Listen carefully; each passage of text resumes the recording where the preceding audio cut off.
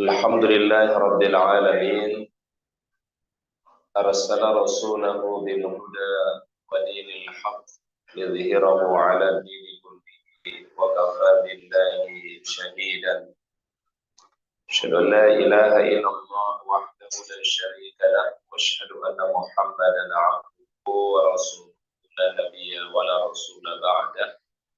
Allahumma salli wa sallim wa barik ala nabiyyin نبينا محمد بن عبد الله وعلى آله وأصحابه ومن والاه أما بعد سبحانك لا علم لنا إلا ما علمتنا إنك أنت العليم الحكيم رضيت بالله ربا وبالإسلام دينا وبمحمد صلى الله عليه وسلم نبيا اللهم أنت ربي لا إله إلا أنت خلقتني وأنا عبدك وأنا على عهدك ووعدك ما استطعت أعوذ بك من شر ما صنعت وأبوء لك بنعمتك علي وأبوء بذنبي فاغفر لي فإنه لا يغفر الذنوب إلا أنت.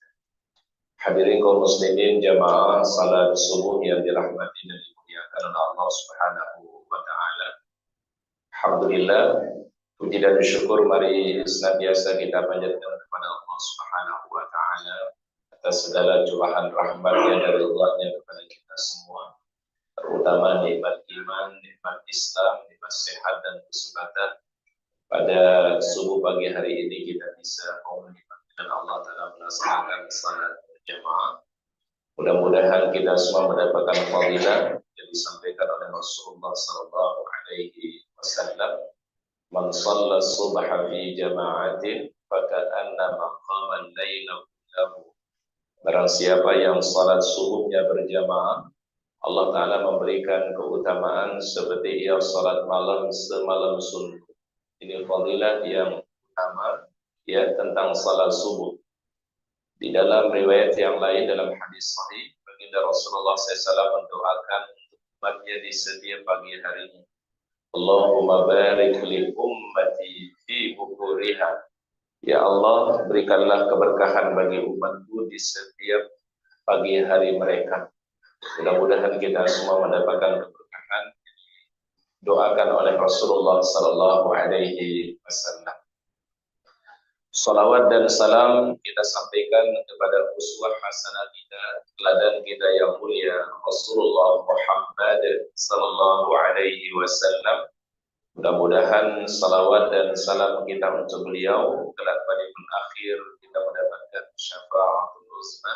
Allahumma salli wa sallim ala nabiyyina Muhammad. Hadirin yang dirahmati dan dimuliakan oleh Allah Subhanahu wa taala. Pada subuh pagi hari ini kita akan mengkaji tadabbur Al-Quran, ta'ammulat di suratin Nasr.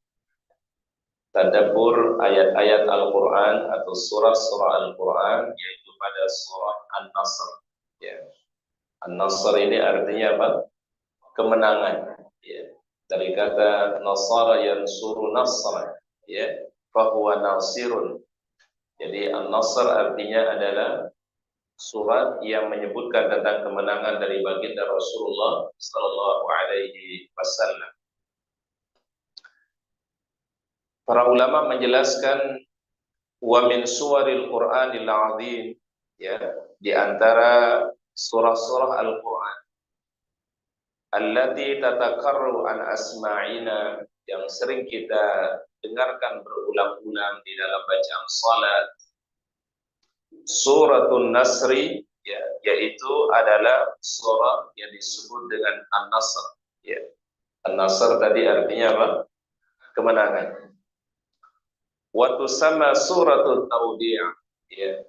Sebagian ulama menyebutkan nama surah ini adalah At-Tawdi', dari kata kalimat al-wada'. Ya, wada itu artinya perpisahan. Oleh karenanya ada haji Rasulullah SAW yang disebut dengan haji wada.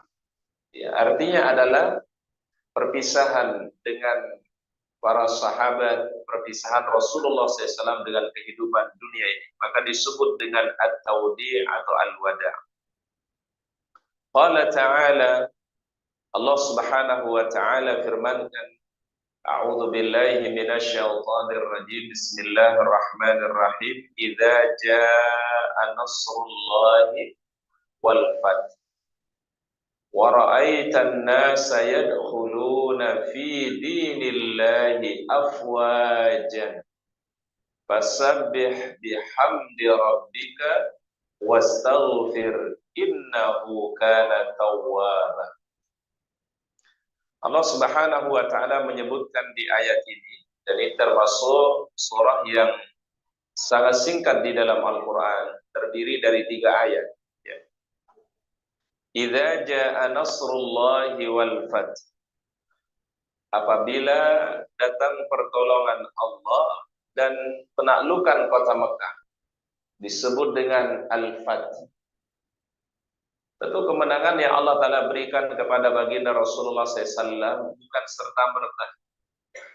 Pertolongan Allah Ta'ala berikan kepada beliau, dan beliau menaklukkan kota Mekah setelah melalui perjalanan yang sangat panjang. Jadi ini perlunya kita memahami Al-Quran atau surah Al-Quran juga berdasarkan Siratul Nabawiyah, ya, berdasarkan sejarah daripada hidupnya Rasulullah SAW, disebut dengan Siratul Nabawiyah.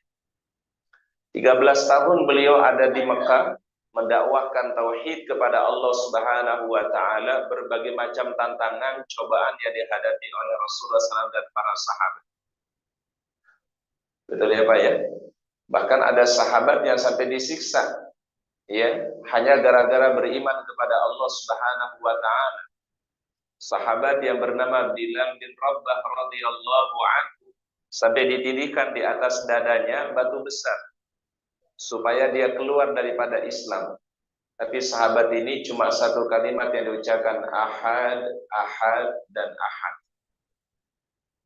Ada sahabat juga yang lain, keluarga Ammar bin Yasir, ya, yang disebut di dalam sejarah Islam awwalu syuhada fil Islam, orang yang paling pertama kali syahid di dalam sejarah Islam, namanya keluarga Ammar bin Yasir.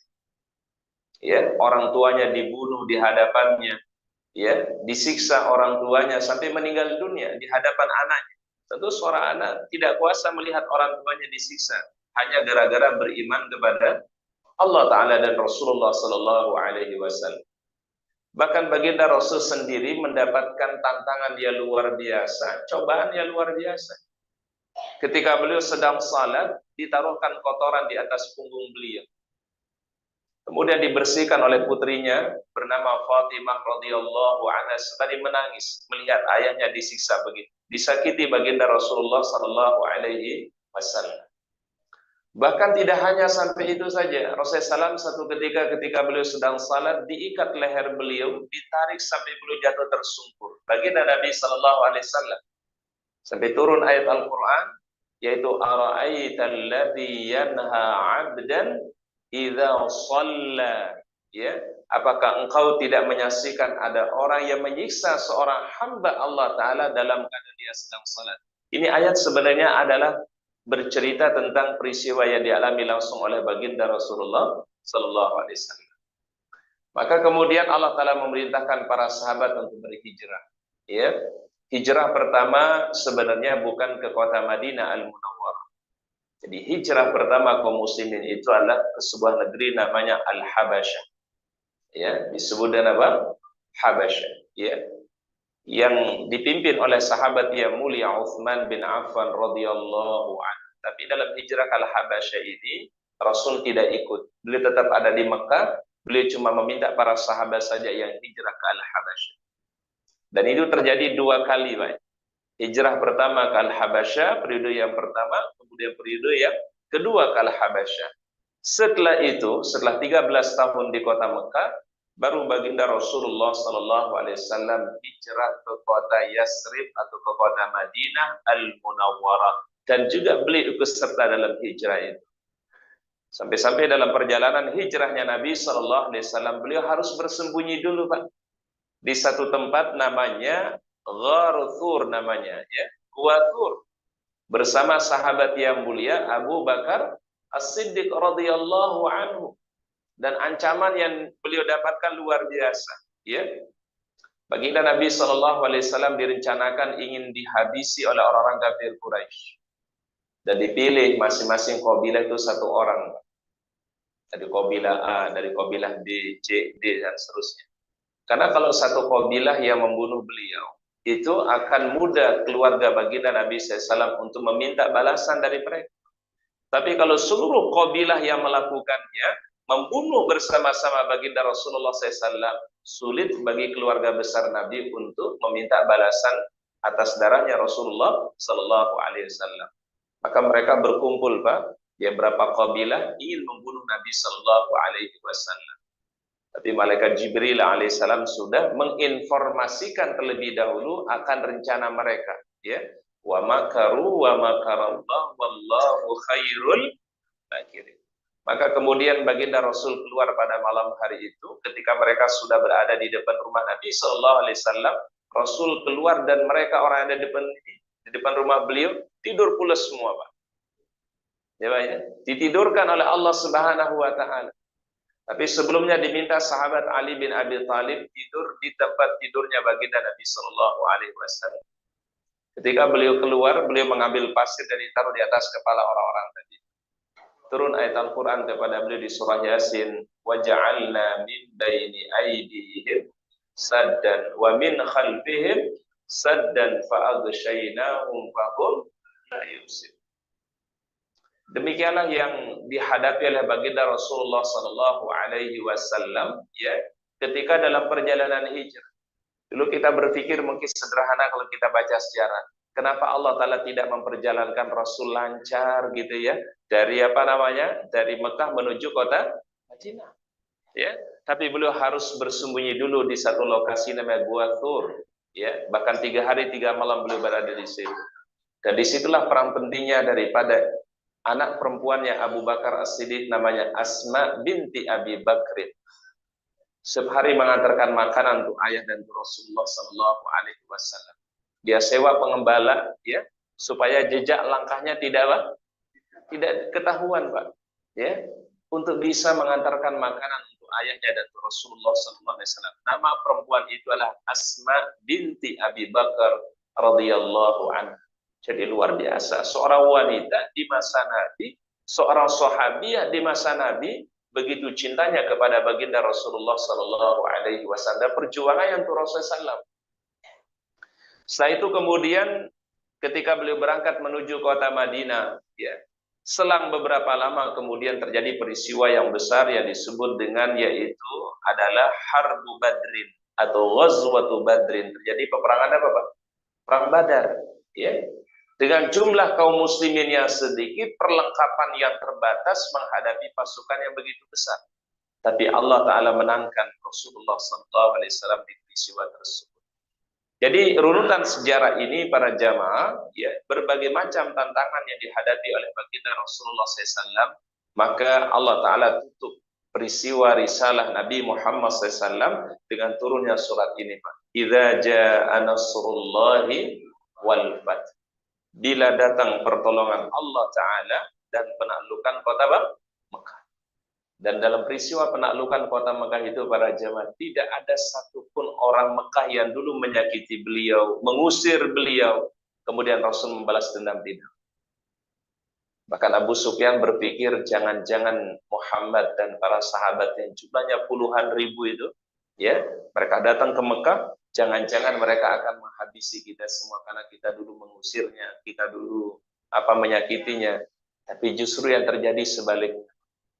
Mereka dibebaskan oleh Nabi Sallallahu Alaihi Wasallam. Bahkan apa kalimat beliau? Man dakhalal masjidal haram fahuwa aminun. Siapa saja yang memasuki Masjidil Haram, maka dia aman. Wa man dakhala baita Abi Sufyan fahuwa aminun. Siapa yang memasuki rumahnya Abu Sufyan juga aman. Izhabu wa antumut tulaqa. Disuruh mereka, silakan kalian dalam keadaan bebas, kata Nabi Sallallahu Alaihi Wasallam. Tidak ada satupun orang yang disakiti oleh beliau.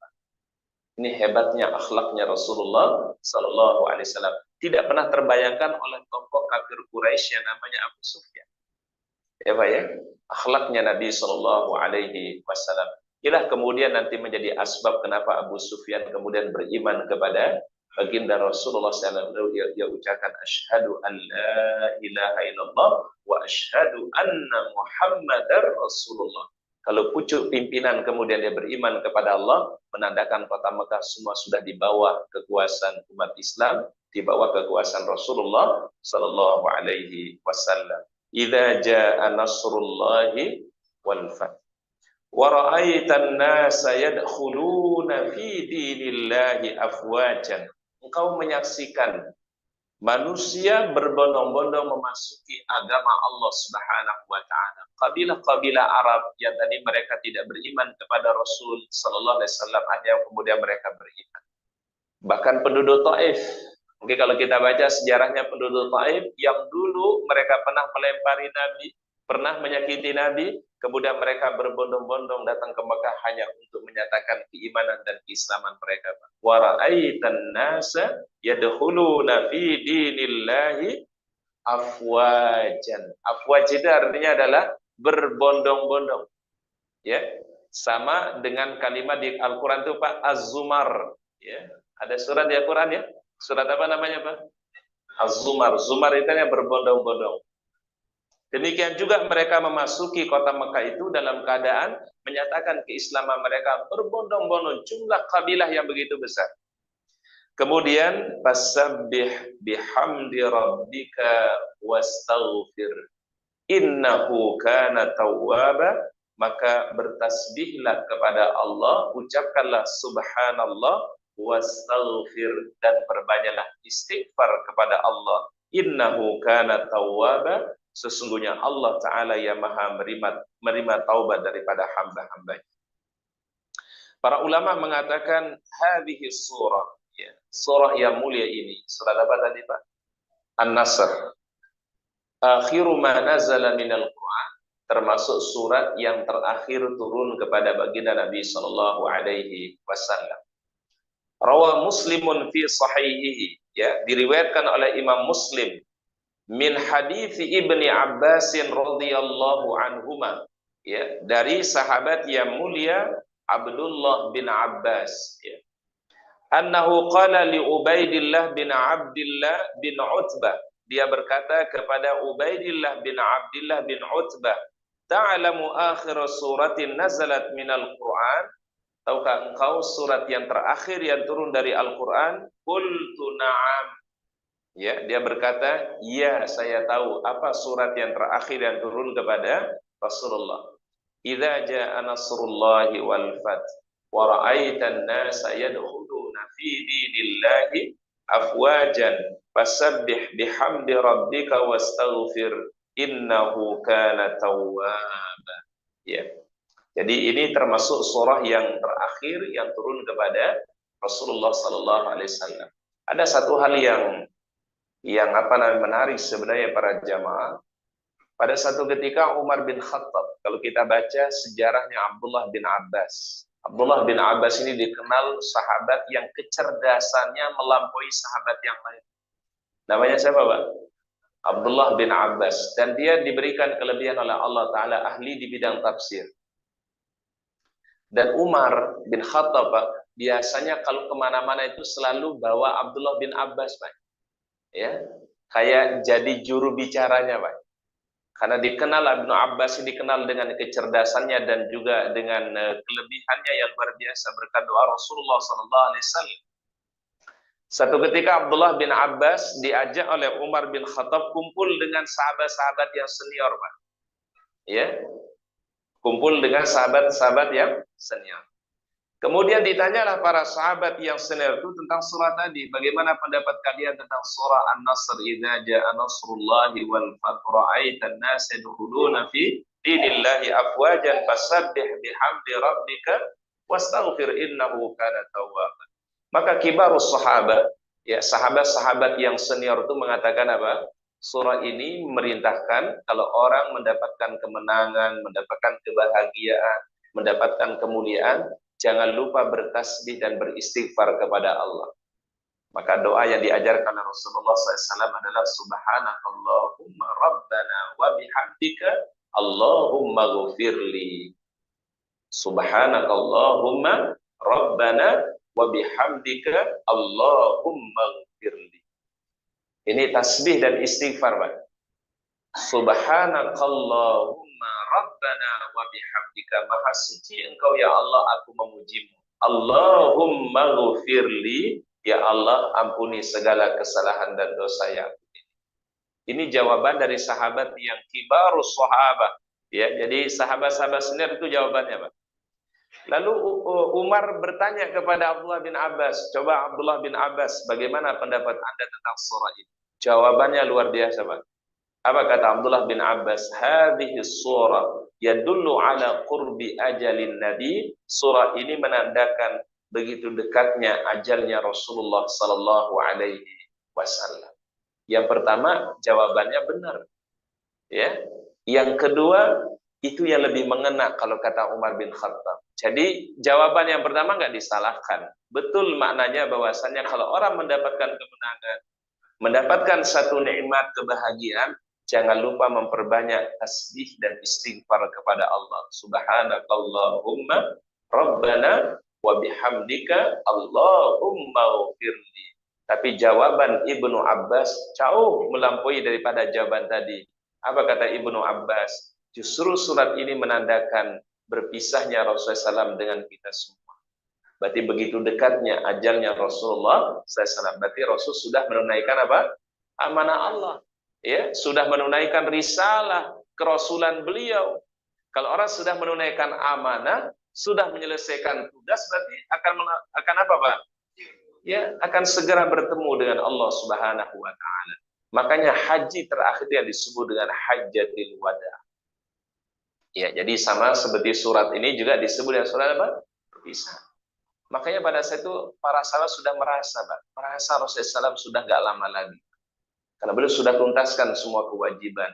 Dan Masya Allah para jamaah, dan ini salah satu anjuran yang diajarkan oleh para ulama, kalau kita datang ke kota Madinah Al-Munawwarah, kan biasanya ziarah ke Riyadhah.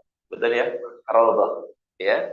Kalau ke Raudhah, Bapak Ibu-Ibu, ada satu anjuran, dan ini terkadang suka dilewatkan. Pertama, anjurannya kata para ulama, kalau kita ke Raudhah itulah kathratus salati ala nabi. Ya, perbanyak salawatnya kepada Nabi sallallahu alaihi wasallam. Kita perbanyak Allahumma shalli ala Muhammad. Allahumma shalli wa sallim ala nabiyyina Muhammad. Atau Allahumma shalli ala sayyidina Muhammad. Kita baca yang penting salawat kepada Nabi. Yang kedua adalah sampaikan salam untuk Nabi dan dua sahabat yang mendampingi beliau. Karena di dekat makamnya Nabi itu ada dua sahabat, ada Abu Bakar dan ada siapa? Umar. Assalamu alayka ya Rasulullah wa rahmatullahi wa barakatuh. Kemudian baru salam kepada Abu Bakar, Assalamu alayka ya Abu Bakr wa rahmatullahi wa barakatuh. Kemudian yang ketiga, Assalamu alayka ya Umar wa rahmatullahi wa barakatuh. Ini yang dilakukan di waktu di Raudhah. Dan ketika keluar dari Raudhah menuju makamnya Nabi SAW. Namun ada satu hal yang perlu dilakukan sebenarnya para jemaah dan terkadang dilewatkan. Apa kata para ulama? Persaksikan bahwasannya baginda Rasul sudah tunaikan amanah Allah. Ya, apa bunyi ucapannya? Asyhadu annaka Rasulullah. Aku bersaksi engkau adalah utusan Allah. Addaital amanah. Engkau sudah tunaikan apa? Tidak ada orang yang paling amanah itu, Pak, kecuali baginda Rasul. Apa maksudnya amanah, Pak? Beliau sudah jelaskan semua yang terkait tentang agama Allah. Sudah jelaskan semua hukum dalam Islam ini, Pak. Sudah sempurna, Pak. Ya, addaital amanah wa nasahtal ummah. Dan kau sudah memberikan nasihat kepada umat ini. Wajahadta fi sabilihi haqqa jihadihi, dan engkau isi hidupmu engkau ya Rasulullah SAW dengan penuh perjuangan. Ini ternyata para jamaah kalimat yang perlu diucapkan ketika berada di hadapan makamnya Rasulullah SAW. Ustaz ulangi sekali lagi Pak kalimatnya. Pak. Asyhadu annaka Rasulullah. Apa artinya asyhadu, Pak? Aku bersaksi engkau adalah utusan Allah. Addaital amanah. Engkau sudah tunaikan apa? Apa maksudnya? Rasul tidak menyembunyikan sesuatu, Pak. Rasul sudah jelaskan semuanya. Semua hukum sudah dijelaskan oleh Rasulullah SAW. 13 tahun beliau ada di Mekah, 10 tahun beliau ada di mana? di Madinah. Maka ada surah Makkiyah, ada surah Madaniyah. Beliau sudah tunaikan semua. Tidak ada sesuatu yang beliau tutupi, Pak. Addaital amanah. Engkau sudah tunaikan apa? Amanah. Wa nasahtal ummah. Dan engkau sudah memberikan nasihat kepada umat ini. Artinya banyak wasiat-wasiat Nabi yang disampaikan kepada para sahabat dan juga untuk kita semua, Pak. Wajahadta fi sabilihi haqqa jihadihi, dan engkau sudah berjihad bersungguh-sungguh ya Rasulullah SAW, dengan kesungguhan yang tidak pernah kami bayangkan. Kesungguhan untuk siapa, Pak? Untuk kita semua. Maka Rasul itu berjuang bukan untuk siapa-siapa. Rasul berjuang itu bukan untuk keluarga beliau, tapi berjuang untuk siapa? Li ummatihi, untuk keselamatan umatnya. Makanya yang sering disebut oleh beliau itu bukan keluarganya. Ya, yang sering disebut oleh Nabi bukan keturunan beliau. Yang sering disebut oleh Nabi siapa? Ummati, ummati, dan ummati. Ya Allah, beri keselamatan bagi umatku, berikanlah keselamatan bagi umatku, dan berikan keselamatan bagi umat. Ini buktinya beliau sangat mencintai umat beliau. Ya, bahkan beliau satu ketika, para jamaah, ini hadis, kalau kata para ulama kurang lebih 7 hari sebelum wafatnya Rasulullah. Berarti sepekan sebelum wafatnya Nabi. Satu ketika beliau duduk di Masjid Nabawi dengan para sahabat, lalu beliau mengatakan, ana mushtaqun ila ikhwan. Aku ini sangat rindu kepada ikhwan. Apa ikhwan itu, Pak? Saudara-saudara. Ya, ikhwan itu artinya saudara. Lalu para sahabat bertanya-tanya, Pak. Faman ikhwanuka ya Rasulullah? Alasna ikhwanaka ya Rasulullah? Bukankah kami juga bagian daripada ikhwan Anda ya Rasulullah? Apa jawab beliau? Antum ashabi. Kalian itu apa? Para sahabat. Jadi yang hidup di masa beliau, yang beriman kepada beliau pada masa itu, humus sahabah, disebut para sahabat.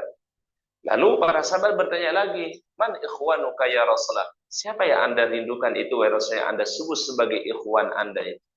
Apa kata beliau? Man ata ba'dakum. Orang-orang yang datang setelah kalian. Lam yarani. Lam yarani itu apa kira-kira? Belum pernah berjumpa.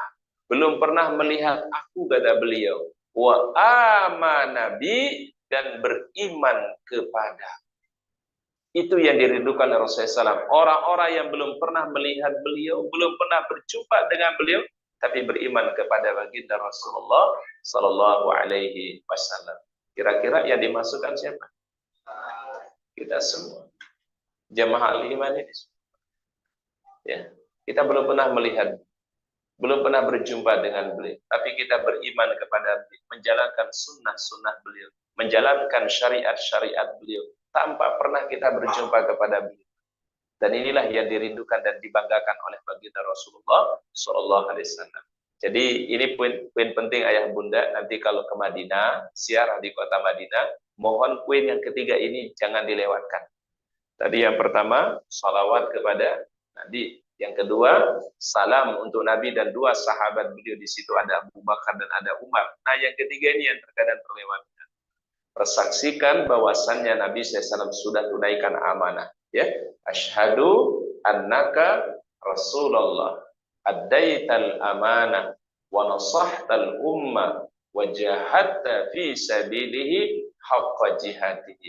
Ini kalau pakai al-lughatul arabiyyah. Kalau pakai bahasa Arabnya. Ustaz, boleh nggak pakai bahasa Indonesia kalau kita nggak? Bisa, nggak ada masalah, Pak. Ya, bersaksikan aja. Aku bersaksi, engkau wahai Rasulullah adalah utusan Allah. Boleh hamba Allah dan utusannya. Aku bersaksi ya Rasulullah, engkau sudah tunaikan amanah. Aku bersaksi ya Rasulullah, engkau sudah memberikan nasihat untuk umat ini. Aku bersaksi ya Rasulullah, bahwasanya engkau sudah berjuang dengan sungguh-sungguh untuk kepentingan agama Allah Subhanahu wa Ta'ala. Masya Allah. Kira-kira kalau kita ucapkan kalimat ini, kata para ulama, inilah yang kemudian membuat baginda Rasul begitu bangga kepada umatnya. Inilah yang kemudian membuat Allah Ta'ala mencintai umat Nabi Muhammad SAW sebagaimana beliau telah mencintai kita semua. Ini tadi yang disebutkan oleh para ulama, ya.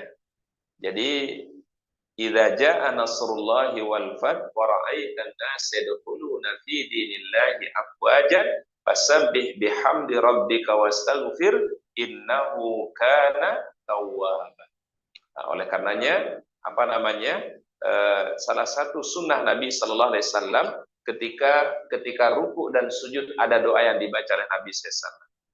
Wa fi riwayatin anha, ada satu riwayat dari Aisyah radhiyallahu anha. Karena Rasulullah SAW yukthir, adalah Nabi SAW memperbanyak. Memperbanyak itu berarti membacanya diulang-ulangi. Sering kali beliau membaca ayyakula fi ruku'ihi wa sujudihi, ketika ruku dan sujudnya. Jadi ini doa yang dibaca oleh Rasulullah SAW waktu ruku dan waktu sujudnya. Subhanakallahumma rabbana wa bihamdika Allahumma ghfirli.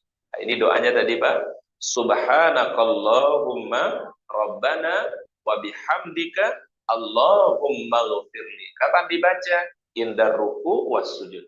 Waktu ruku dan waktu apa? Sujud. Dan ini termasuk doa-doa yang terakhir beliau baca sebelum wafat Pak. Biasanya kalau beliau ruku membaca subhana rabbiyal azim wa bihamdihi. Kalau beliau sujud subhana rabbiyal a'la wa bihamdihi, tapi di akhir-akhir kehidupan beliau yang beliau baca yaitu doa ini. Subhanakallahumma rabbana wa bihamdika Allahumma ghfirli. Apa kata Aisyah? Ya ta'awwalul Quran. Beliau menafsirkan Al-Quran. Berarti ini nanti masuk dalam kaidah tafsir, Pak. Kata para ulama, tafsir itu dibagi menjadi 4. Ya, tafsir dibagi menjadi berapa, Pak? 4. Pertama namanya tafsirul Quran bil Quran. Tafsir Al-Quran dengan apa? Jadi Al-Quran ditafsirkan dengan Al-Quran. Yang kedua, tafsir Al-Quran bis sunnah. Menafsirkan Al-Quran dengan apa? As-sunnah. Kemudian yang ketiga, tafsirul Quran bi aqwalis sahabat. Menafsir Al-Quran dengan apa? Ucapannya para sahabat, pendapatnya para sahabat. Berarti kalau ada para sahabat yang menafsirkan Al-Quran, itu Al-Quran itu adalah merupakan tafsiran yang sesuai kalau ditafsirkan oleh aqwalus sahabat. Lalu yang keempat, tafsirul Quran bil lughatil arabiyyah. Menafsirkan Al-Quran tentu dengan bahasa yang menjadi sebab turunnya Al-Quran, yaitu bahasa apa? Bahasa Arab. Karena bahasa Arab dipilih menjadi bahasa yang terbaik. Ya Pak ya? Nah, sehingga kalimat dalam bahasa Arab pun juga harus ditafsirkan dengan bahasa Arab. Ya Pak ya? Nah, sehingga terkadang ada beberapa kalimat Asmaul Husna saja, misalnya, itu kalau di dalam bahasa Indonesia diterjemahkan terkadang maknanya banyak yang sama Pak. Betul Pak? Betul ya Pak ya? Tapi kalau didalemin, itu maknanya banyak yang berbeda sebenarnya Pak. Ya, ada beberapa Asmaul Husna saya perhatikan Pak, terjemahannya sama Pak. Ya, karena dia pakai versi bahasa Indonesia Pak. Tapi kalau didalemin maknanya, itu luar biasa Pak. Memiliki makna yang berbeda. Antara Al-Jabbar, Al-Qahhar, Al-Aziz itu jauh maknanya Pak.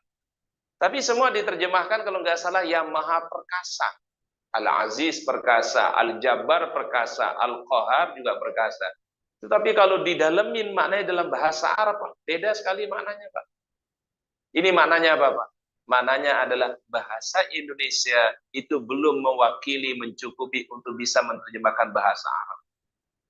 Paham ya, Pak ya? Saya ulangi sekali lagi.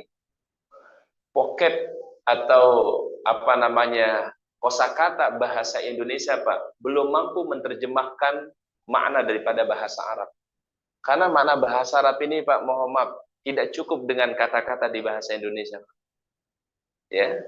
Nah, gimana cara memahaminya Ustaz? Kembali kepada Quran dan hadis. Nanti baru ketahuan maknanya Pak.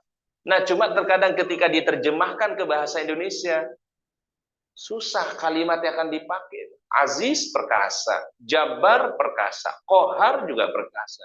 Tapi kalau didalemin maknanya Pak, itu sebenarnya bukan maknanya perkasa semua. Aziz punya makna tersendiri, Qahar punya makna sendiri, Al-Jabbar punya makna sendiri. Ada berapa Asmaul Husna saya perhatikan diterjemahkan di belakang itu kok mirip-mirip gitu terjemahannya sama. Padahal kalau dikaji itu maknanya berbeda. Bagaimana mengkajinya? Itulah pentingnya dari dalil Al-Qur'an dan juga hadis Rasulullah sallallahu alaihi wasallam. Kemudian riwayat yang lain, rawa Muslimun fi sahihi min hadithi Aisyah radhiyallahu anha. Jadi dalam riwayat yang lain dari Aisyah radhiyallahu anha, karena Rasulullah sallallahu alaihi wasallam adalah Rasulullah SAW yukthir min qauli. Beliau memperbanyak ucapan subhanallah wa bihamdihi astaghfirullah wa atubu ilaih. Ini yang diperbanyak oleh Nabi SAW juga.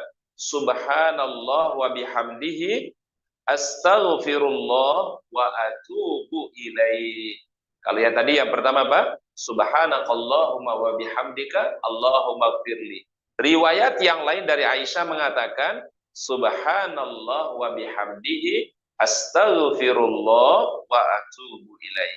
Qalat, aku bertanya kepada Nabi SAW, araka tukthir min qali subhanallah wa bihamdihi astaghfirullah wa atubu ilaih. Wahai baginda Rasul, kenapa Anda memperbanyak kalimat ini, kata Aisyah. Aisyah itu wanita cerdas, Pak. Ya, wanita apa? Cerdas. Terkadang sahabiah yang lain, wanita di zaman beliau itu jarang bertanya kepada Nabi. Kalau Aisyah itu, Pak, kalau ada sesuatu yang tidak dimengerti, ditanya langsung, Pak. Memang Allah Ta'ala kasih kecerdasan. Makanya wajar kalau Aisyah kemudian menjadi perawi terbanyak daripada sahabiah. Ya, perawi hadis paling banyak itu siapa? Aisyah radhiyallahu anha. Dan setelah wafatnya Nabi sallallahu alaihi wasallam, para sahabat itu mendengarkan ilmu dari Aisyah radhiyallahu anha. Ia mendengarkan pembelajaran dari Aisyah, riwayat-riwayat hadis dari Rasulullah sallallahu alaihi wasallam yang diriwayatkan oleh siapa? Aisyah. Dan Aisyah ini adalah putri orang terbaik, Pak. Putri siapa, Pak? Abu Bakar As-Siddiq radhiyallahu anhu. Dan wanita yang suci, wanita yang mulia, ya. Tidak seperti yang dituduhkan oleh orang-orang Rafidhah yang menganggap Aisyah begini dan seterusnya. Ingat, salah satu prinsipnya akidah Ahlussunnah wal Jamaah, para jamaah adalah meyakini sahabat dan sahabiah itulah orang-orang terbaik. Ya, Pak ya. Makanya dia akan dikasih gelar apa? Radhiyallahu anhum. Allah ridha kepada mereka. Semua sahabat, semua sahabiah, ya. Orang kalau gelar biasanya Muhammad gelarnya mungkin LC. Ya. LC itu apa, Pak? LC. Apa LC? Kalau dulu waktu kami kuliah itu LC itu ada kepanjangannya langsung ceramah. LC. Ya. Itu gelar-gelar dikasih yang alumni Timur Tengah biasanya, Pak. Alumni Libya, Mekah, Madinah, Mesir, Libya, ya. Itu pakai LC biasanya. Ya, karena kan mungkin di Indonesia pada masa itu nggak umum gitu, Pak ya. Biasanya orang kasih gelar dia SAG biasanya, sarjana agama. Ini kok ada S1 tapi gelarnya apa, Pak? LC, LC, Pak. Dulu karena kita punya apa namanya asrama di Ciliwung, Pak. Tahu Ciliwung kan, Pak? Di Bukit Duri Tanjakan. Ada juga yang kasih kepanjangan LC itu, Pak, lulusan Ciliwung, Pak. Karena asrama kita dulu ada di Bukit Duri Tanjakan situ, Pak. Ya. Ya, itu alumni Timur Tengah biasanya gelarnya LC. Itu sebenarnya LC itu lisensi. Ya, itu kalau kita mungkin sama dengan S1, Pak. Ya. Kalau S2-nya mungkin hampir sama ya, Pak ya. MA, ya. Magister itu adalah untuk S2. Kalau S3 doktor. Lebih tinggi lagi namanya profesor. Itu gelar hanya mungkin di dunia saja. Tapi ada gelar yang terbaiknya Allah Ta'ala sematkan kepada para sahabat. Dan ini gelar yang tidak ada yang dimiliki, Pak. Kecuali sahabat Rasulullah SAW. Namanya radhiyallahu an. Apa namanya, Pak? Radhiyallahu an. Kita kalau sebut nama Abu Bakar As-Siddiq, radhiyallahu an. Umar bin Khattab, radhiyallahu an. Utsman bin Affan, radhiyallahu an. Ali bin Abi Thalib, radhiyallahu an. Kalau sebut nama sahabiah, Aisyah radhiyallahu an. Khadijah radhiyallahu anha, Ummu Habibah radhiyallahu anha, ya, Juwairiyah radhiyallahu anha. Itu kalimat terbaik. Berarti sahabat itu orang-orang terbaik. Tidak boleh kemudian mohon maaf kita rendahkan mereka atau menghina mereka. Ya. Baik, ini yang disebutkan oleh Aisyah radhiallahu tadi, ya Rasul, kenapa Anda sering memperbanyak kalimat ini? Faqala Nabi, langsung menjawab, Pak. Khabbarani Rabbi. Apa khabbarani? Khabbarani jadi kabar, Pak. Iya, jadi bahasa Indonesia ini dari bahasa Arab. Khabbarani. Ya, apa? Khabar. Khabar itu ya khabar. Karena kita nggak bisa sebut kho jadi ka, jadinya kabar. Paham, Pak? Paham Bapak Ibu? Ya. Kabar hari ini. Mestinya bahasanya khabar. Khabar itu berita. Ya. Khabarani Rabbi. Telah dikabarkan oleh Rabb, oleh Allah Subhanahu wa taala. Anni sa'ara alamatan fi ummati. Aku diperlihatkan tanda-tanda kekuasaan Allah Ta'ala pada umatku. Ini masa kemenangan beliau ya. Fa'idha ra'aituha, kalau aku lihat tanda-tanda itu, kata beliau SAW, aktsartu min qawli. Aku akan perbanyak kalimat ini, kata beliau. Dan ini diawali para jamaah. Diawali dengan turunnya surat Al-Fat.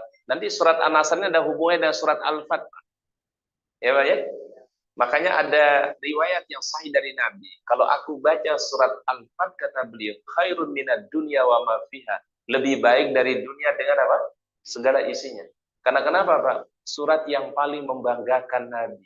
Surat yang paling membahagiakan itu surat Al-Fat. Apa artinya Al-Fat, Pak? Kemenangan. Dan itu turun sebelum surat An-Nasr ini, Pak. Inna fatahna laka fathan mubinan. Itu isinya dari awal sampai akhir, Pak. Kabar gembira semua dari Allah Ta'ala. Yang membuat hati bagi Rasulullah SAW begitu senang, Pak. Makanya kata beliau, kalau aku baca surat Al-Fat, lebih baik dibandingkan apa? Minad dunya wa ma fiha. Dari dunia dengan segala isinya. Dan juga pada saat itu diperlihatkan oleh Allah Ta'ala, Pak, yang kedua, Pak. Para sahabat memasuki kota Mekah itu dalam keadaan muhalliqin ru'usahum wa muqassirin. Rambut mereka dalam keadaan gundul, rambut mereka dalam keadaan dicukur pendek. Apa namanya, Pak? Kalau orang haji umrah itu apa namanya, Pak? Yang mencukur rambut itu tahallul. Dikasih tanda oleh Allah Ta'ala, kau akan memasuki kota Mekah. Engkau akan melaksanakan haji bersama para sahabat. Makanya disebut dengan hajjatul wada. Ini semua tanda-tanda dikasih dulu oleh Allah Subhanahu wa taala kepada baginda Rasulullah sallallahu alaihi wasallam. Maka apa kata beliau?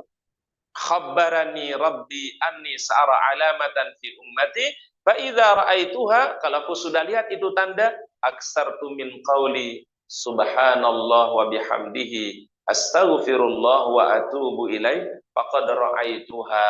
Aku sekarang sudah lihat tanda itu. Apa tanda itu yang Allah Ta'ala sebutkan? Turunnya idza jaa nasrullahi wal fath, yaitu fathu Makkah. Jadi tanda itu sudah diperlihatkan oleh Allah Ta'ala.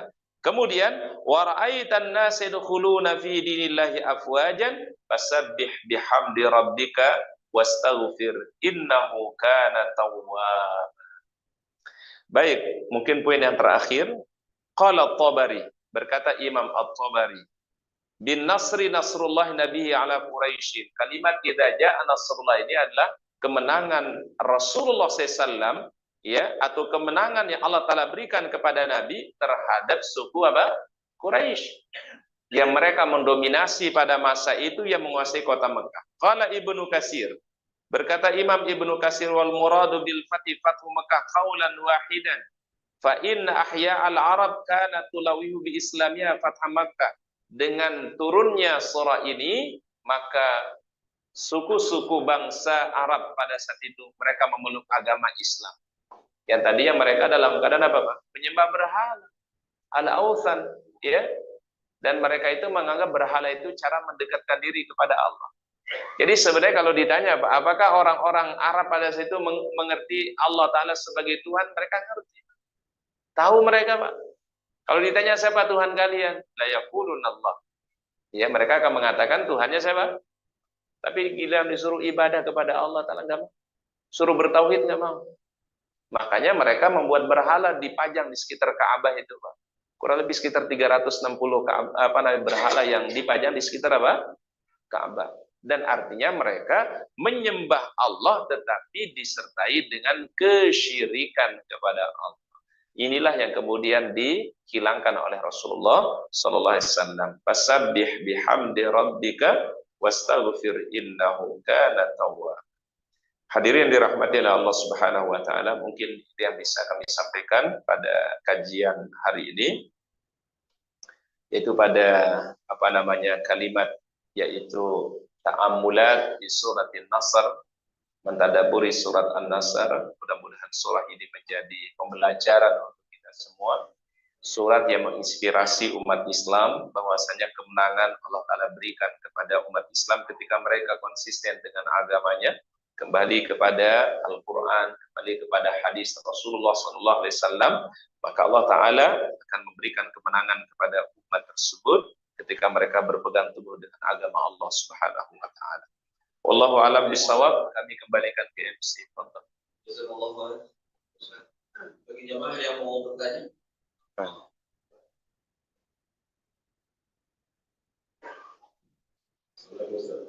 Waalaikumsalam warahmatullahi wabarakatuh.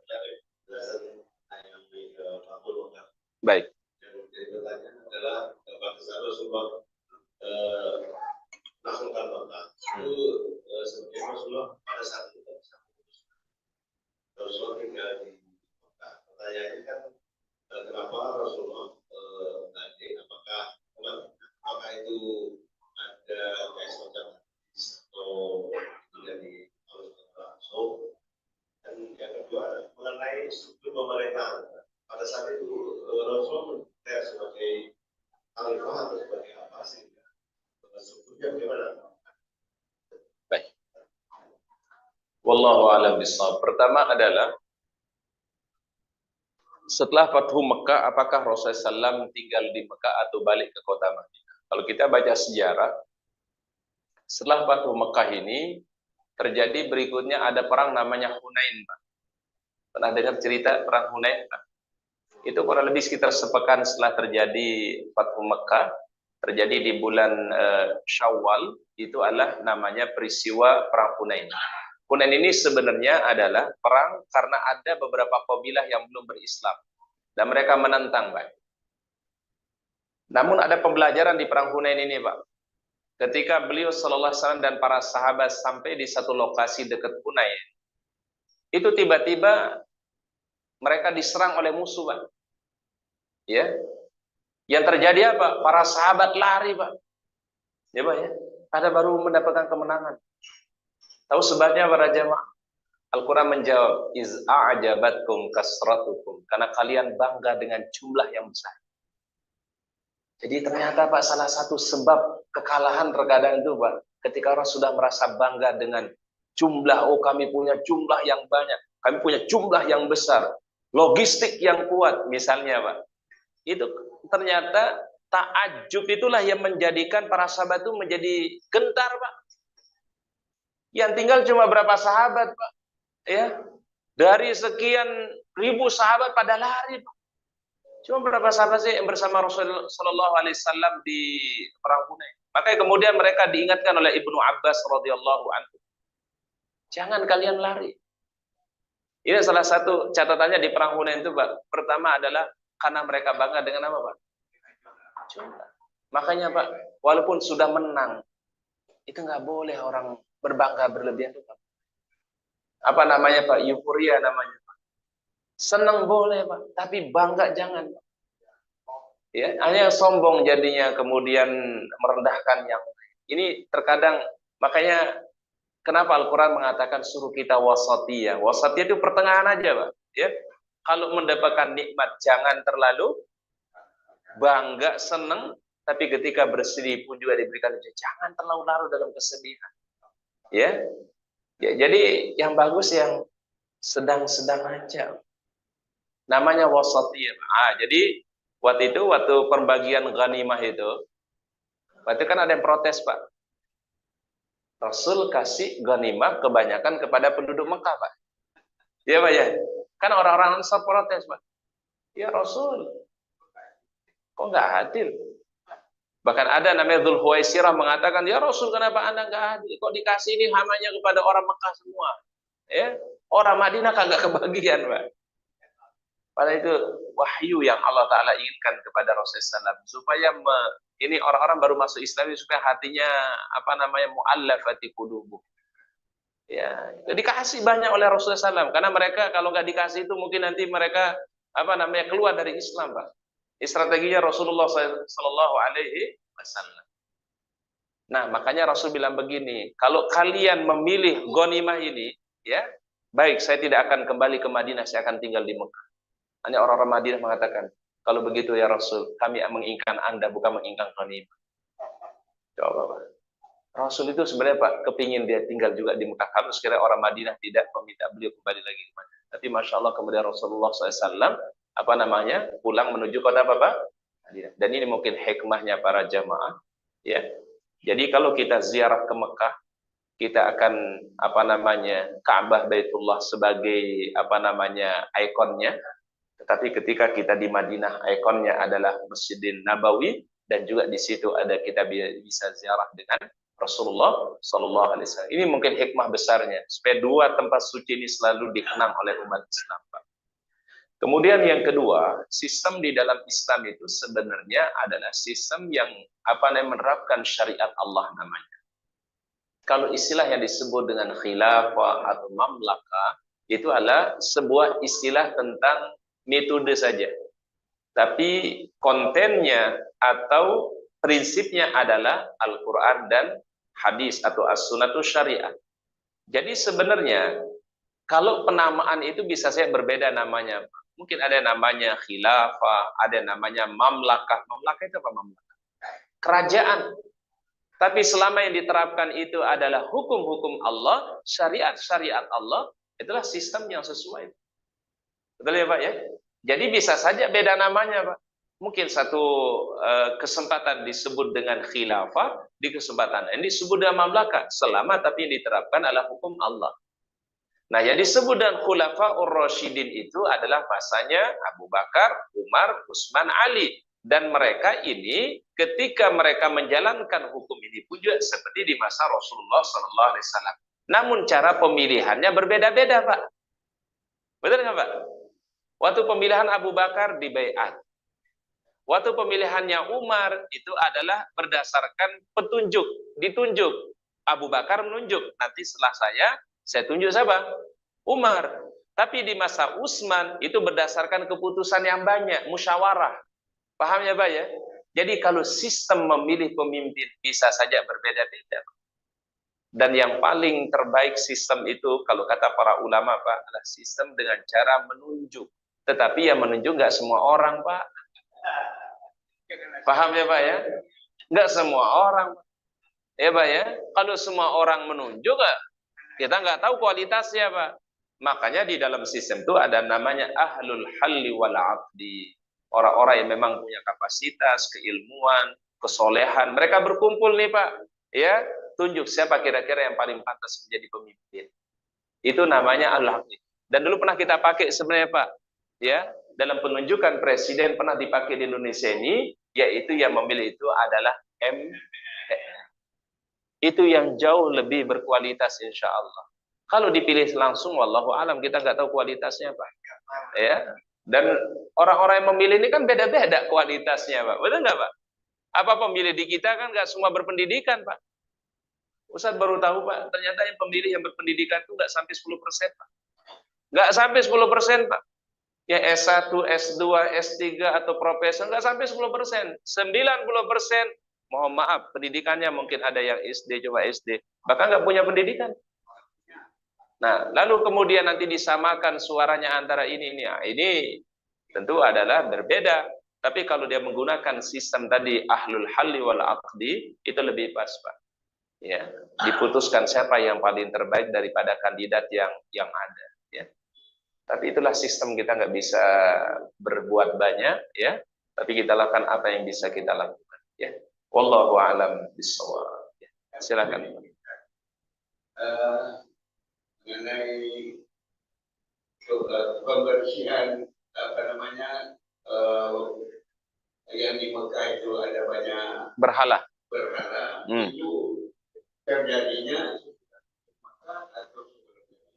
Itu terjadi pas Fathu Mekahnya. Jadi begitu Rasulullah SAW memasuki Masjidil Haram bersama para sahabat dan orang Mekah sudah tunduk, kemudian ya Rasulullah SAW menghancurkan berhala-berhala tadi. Dan setiap beliau menghancurkannya apa doa beliau?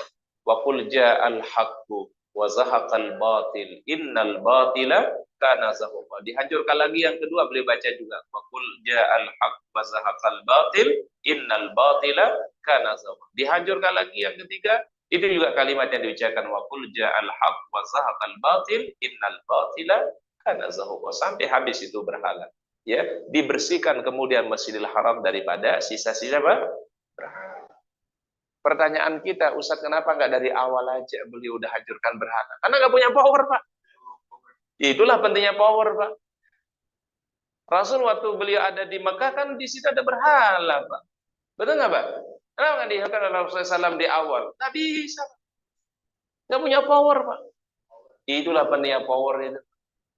Ya, jadi orang terkadang menganggap Ustaz nggak perlu jadi memilih pemimpin itu nggak penting. Pemimpin itu penting, Pak.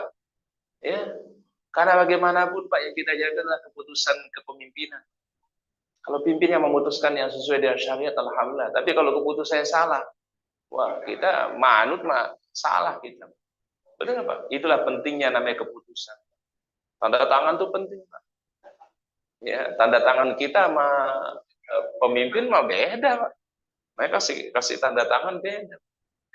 Jadi sekali lagi umat Islam harus paham tentang kepemimpinan. Ya, jadi bukan hal yang kecil, itu hal yang penting itu Pak.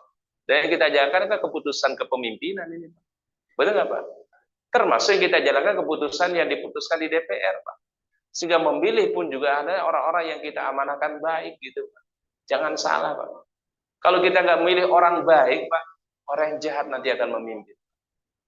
Itu harus berpikir kita umat Islam ini Pak. Jadi kalau nggak orang yang baik, itu istihad kita Pak. Istihad kita nih orang baik insya Allah. Ya misalnya Pak, ya daripada kita nggak milih kemudian dipimpin sama orang jahat. Ya, kita sudah berikhtiar. Minimal kalau dalam bahasa fikih itu Pak, isqatul wujub namanya, udah gugur kewajiban kita. Apa kewajiban kita? Kita berikhtiar, mudah-mudahan mendapatkan pemimpin. Ya Pak. Tapi kemudian kita dikasih juga pemimpin yang tidak baik, ya udah itu udah qadar Allah namanya. Tapi kita sudah berubah ya. Sudah kita berubah. Iya, baik. Wallahu a'lam. Baik, mungkin itu yang dapat kami sampaikan. Kita akhiri. Subhanakallah wa bihamdika. Asyhadu an la ilaha illa anta astaghfiruka wa atubu ilaik. Assalamualaikum warahmatullahi wabarakatuh.